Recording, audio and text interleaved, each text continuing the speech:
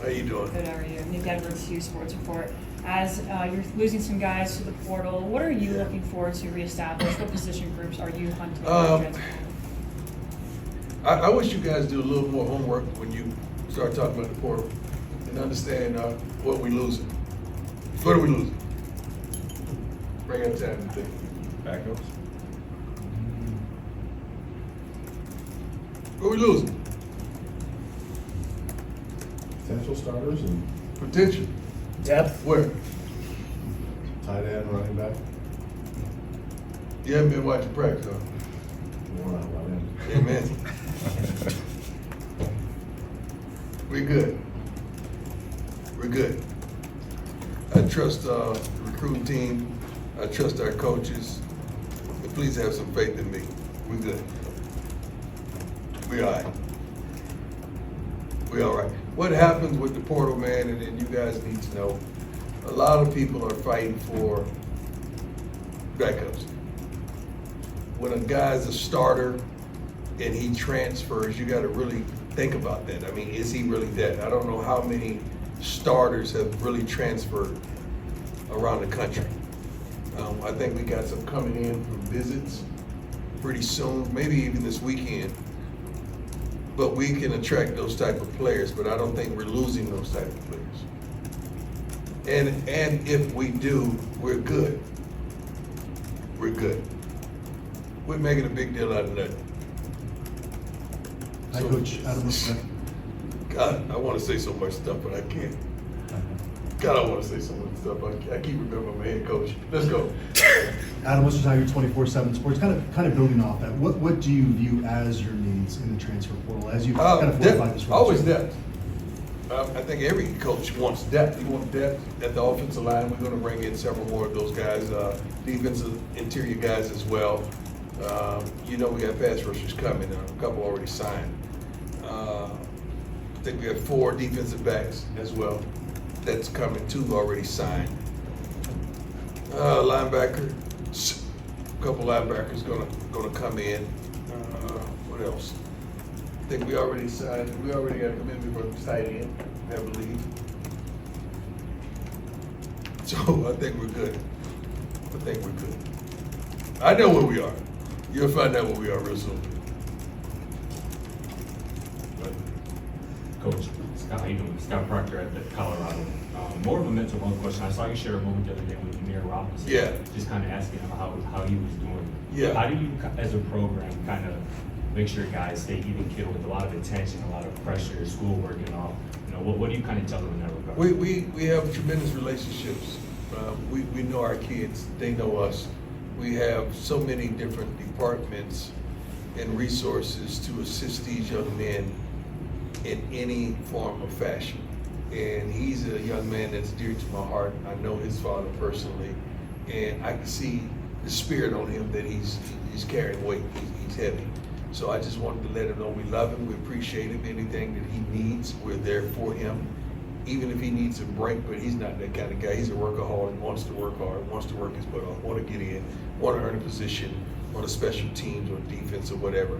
And I just appreciate him and his focus through all of the turmoil and the trials that he's facing, because we know what they are. It's visible, everyone knows, but he's rocking steady, man, and I got a lot of respect for him. He's a good young man too. God, his father raised a good young man. Yes, sir. Hey, Coach, Pat Graham, Associated Press.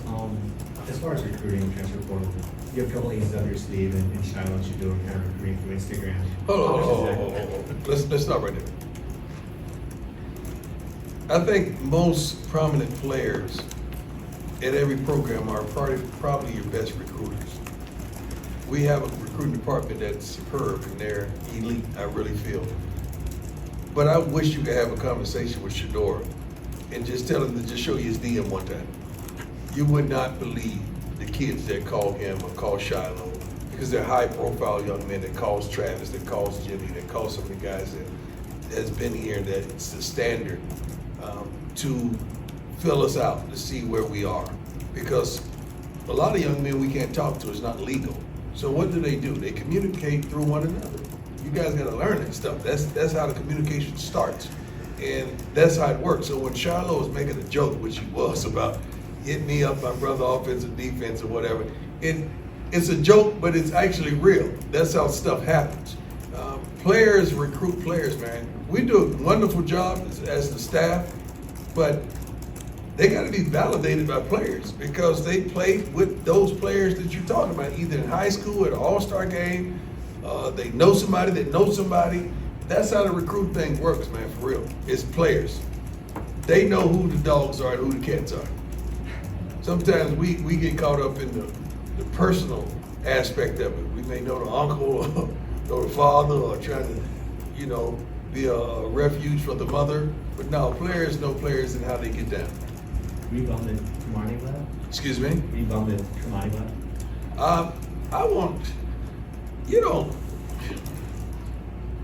I want the best for him, man. I really do. I want that kid to soar.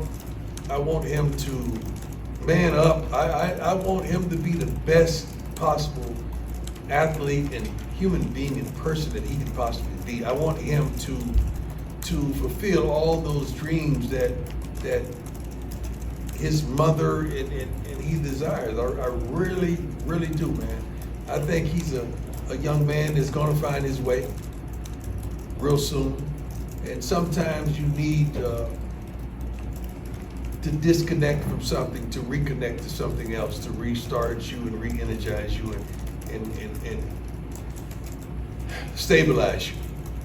But I don't dislike any of the kids that may leave, man, because I just want the best of them. I really do. I'm just crazy like that. I really want the best for all these kids, no matter what transpires in their life.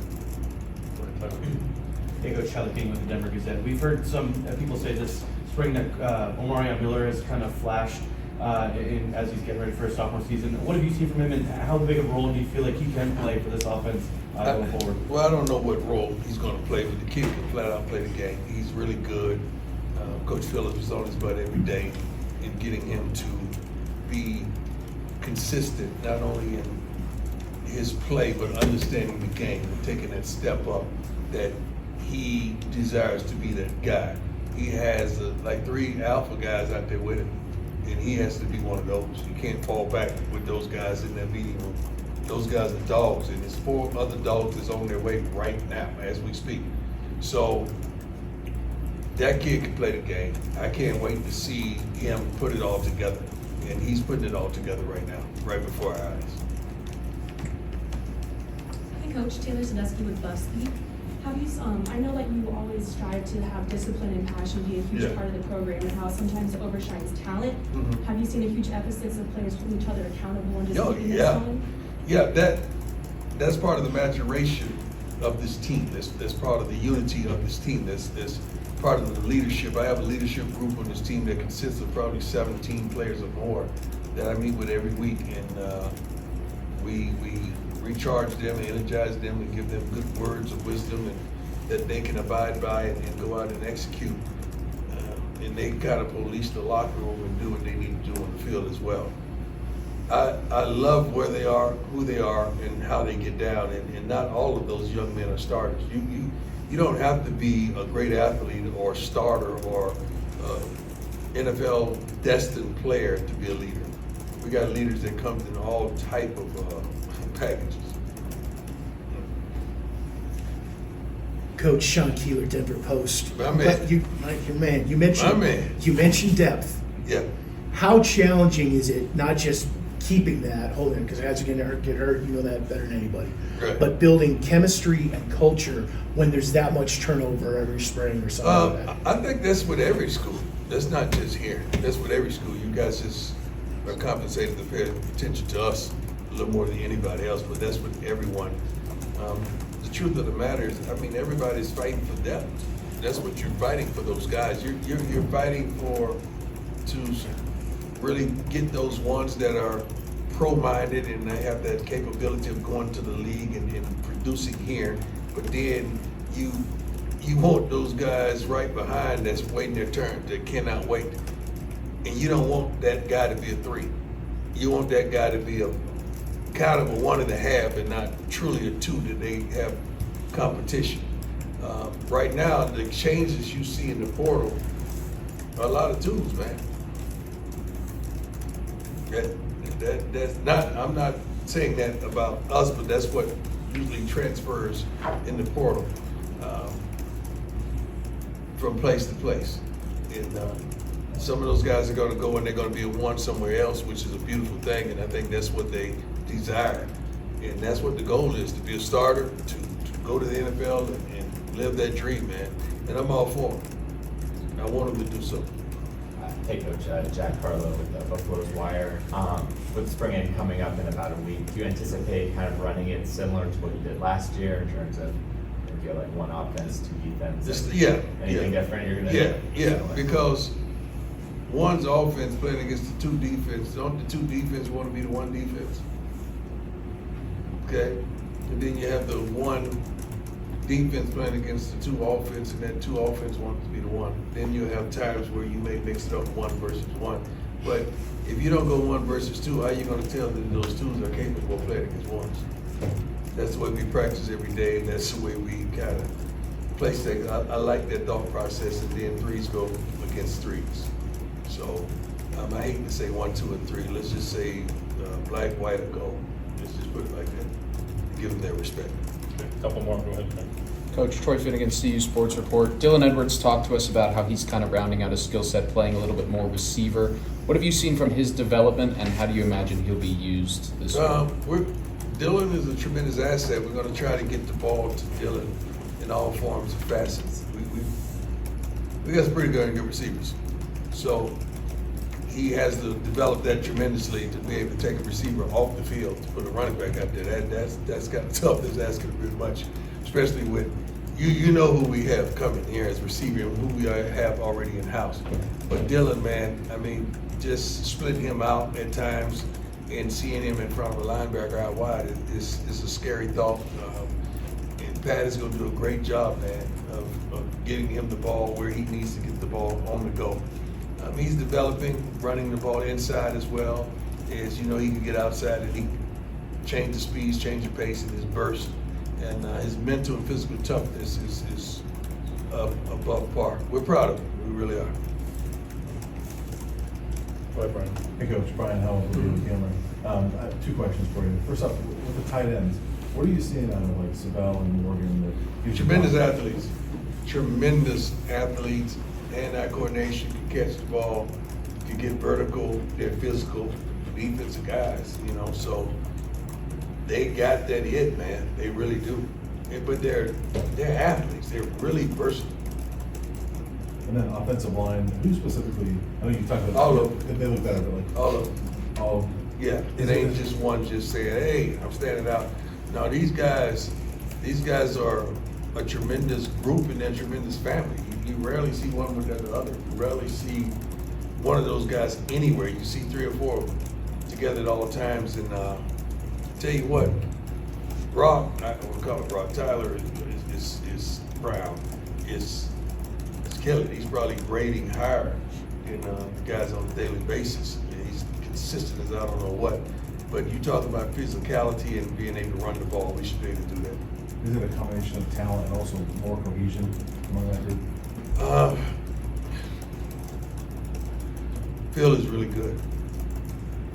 Phil is really good. Phil Lolo is really good at what he does. He's been there, he's done that. They respect that, they admire that. They try to embody that and emulate that. And his communication skills are impeccable. God has done a phenomenal job as well.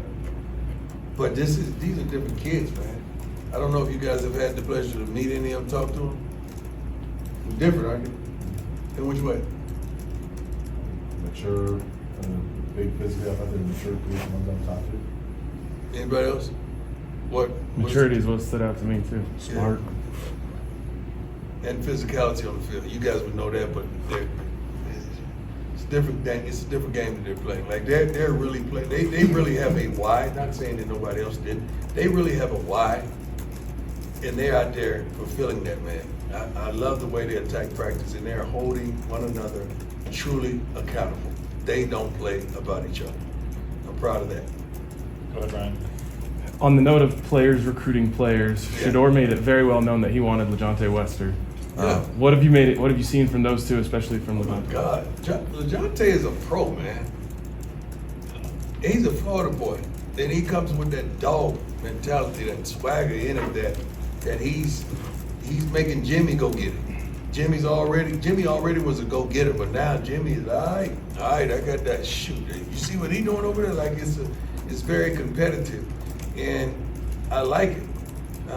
Shedeur's been doing that, so I don't know why you guys go crazy about. You with me? I don't know why you guys go crazy about them recruiting. That's how it goes. That's how the story goes. You guys been knowing that. That's one of our best recruiters. Shedeur is unbelievable. Yeah, you don't think with all these kids that come in here, they don't want to meet Shedeur, Shiloh, or Travis, or some of our key guys? Like that's what they request.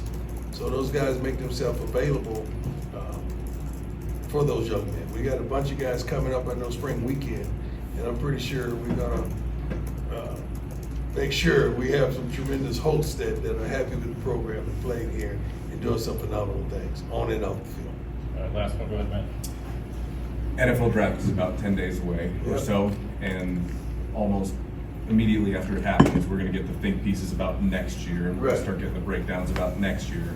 Just curious, before we get to that point, who is your NFL comp for Shedeur? I don't do that. I don't compare my kids and nobody's kids to another kid. I want them to be the first of somebody, not the second of somebody. I don't do that. I don't compare them to nobody.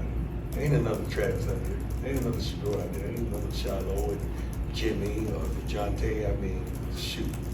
These dogs on the line. I don't. NFL does that foolishness. I don't even know if that even sticks. They're always trying to do that to pique your interest. I don't believe in that. And I don't know who reported that I said there were several teams that my kids wasn't going to. Whoever did that is a liar, and that's stupid.